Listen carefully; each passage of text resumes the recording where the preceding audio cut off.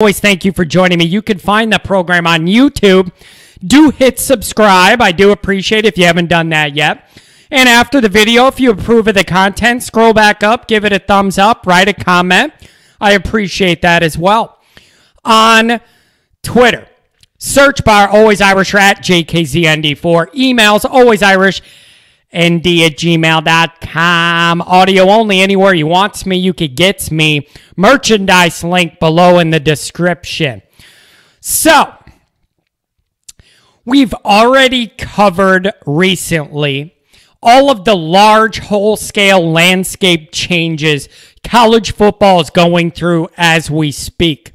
The playoff change is going to be a big one. The image and likeness laws changing are a big deal. I like seeing the entire Notre Dame offensive line get a deal with the barbecue joint, I believe it was. Love to see that. But those changes apply to everybody, every school. I would like to address in this episode 3 specific indicators I'm personally noticing that indicate to me things are changing around the Notre Dame program for the better. Okay? Here's number 1. National media recruiting attention. It is one thing for Notre Dame writers, bloggers, podcasters, Twitter people, YouTube people to say how great Notre Dame's doing recruiting as a program, especially defensively. But I expect that angle from most in-house Notre Dame people. Glass half full Notre Dame people. Shamrocks, when they wake up in the morning, is the first thing they see. The glass is always half full, okay? I expect that from the in-house slanted pro Notre Dame media side. I expect it. Once you start getting national people talking about it, that's where the discussion changes for me. I put more credibility in that because those are folks who have no pro Notre Dame bias and they're looking at all teams equally. They're not just so Notre Dame focused. Here's an example. 247 Sports, one of the largest and most recognized and respected recruiting outlets in the country, just recently put out a podcast on YouTube titled Notre Dame Suddenly Owning Recruiting. This is coming from a national recruiting outlet. That's significant to me.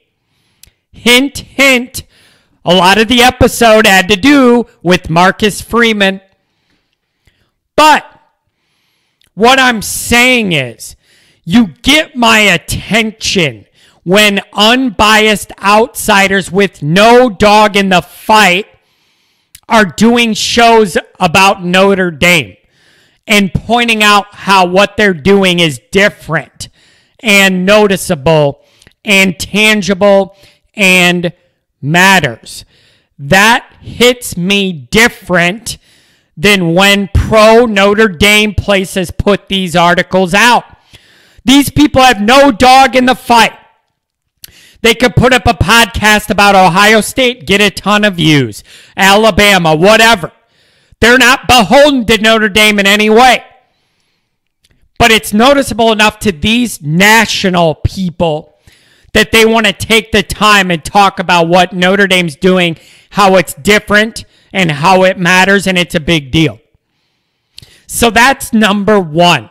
Once I start seeing these shows and articles from the national people, that gets my attention. That hits me different than in-house Notre Dame media. Here's number 2.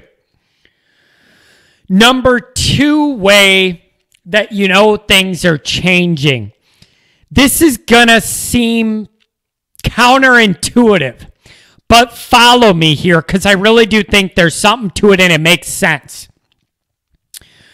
when Notre Dame loses a kid to the transfer portal that's already in the program, or a lower to medium ranked recruit backs out of a Notre Dame commitment, our initial inclination is, oh man, that's a bummer that we lost a kid. I'm actually starting to see it the exact opposite way of that. Now, there is a clarification that needs to be made here. I am not talking about a 5-star kid leaving us like Jordan Johnson. That's not what I'm talking about. I'm talking about a depth guy that's already on the roster, or a mid 3-star recruit, something like that. Okay? Here's how I'm starting to see this. I think it's starting to become the case that these kids see how many great players that are naturally more talented than them are already going to be ahead of them in the depth chart at Notre Dame, and they're seeing that they might not see the field at Notre Dame. Now, sure, you could say, oh, that's lame, try hard, work your way up, all that. But practically think about it, especially with the ease at which you can enter the transfer portal, not sit out and move right away. Think about it. I'm almost starting to see this as a compliment now. When it's a lower mid-level kid and we're loaded at his position and he's not sticking around to ride the bench. I think this is a sign you're moving up in the world, and it's actually a compliment to the skill and depth in the program.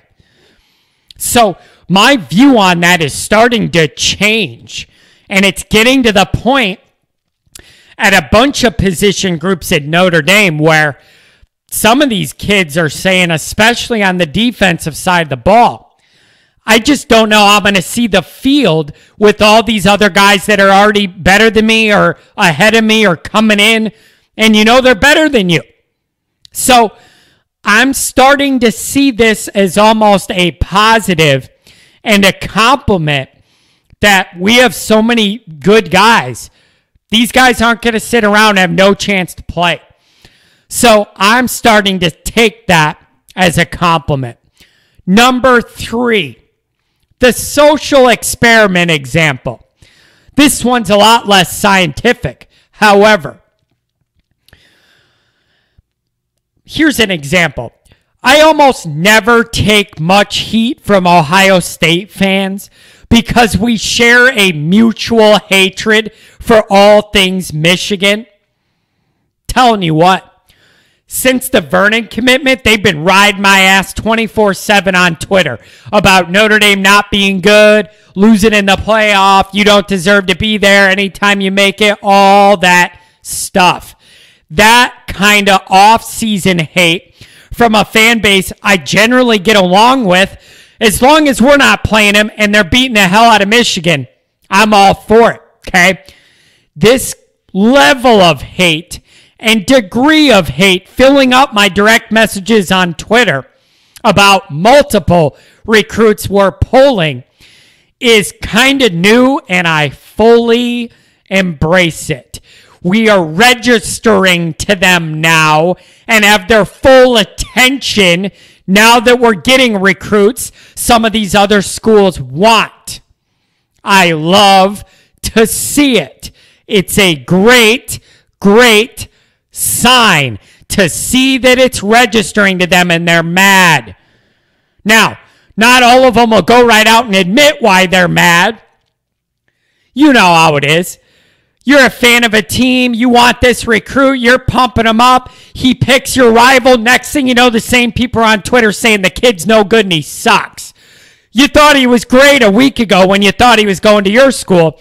He picks Notre Dame and all of a sudden he's no good overnight. That's how it works on social media. So I love to see it. So, looking at these 3 factors that are relatively new, taking crap on social media for being a Notre Dame fan is not new.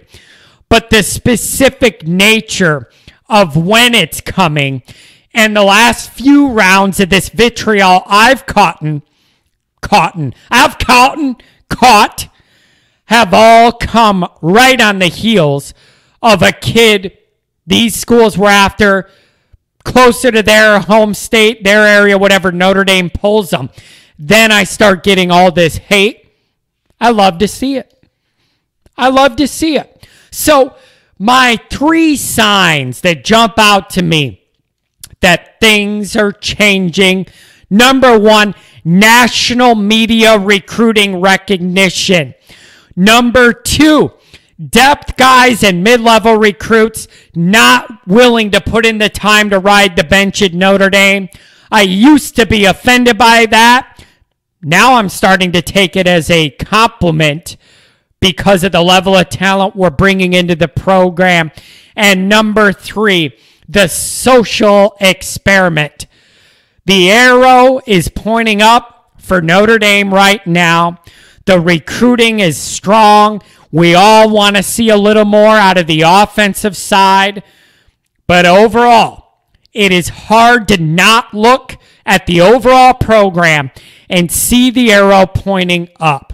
I hope it continues, and I love to see it.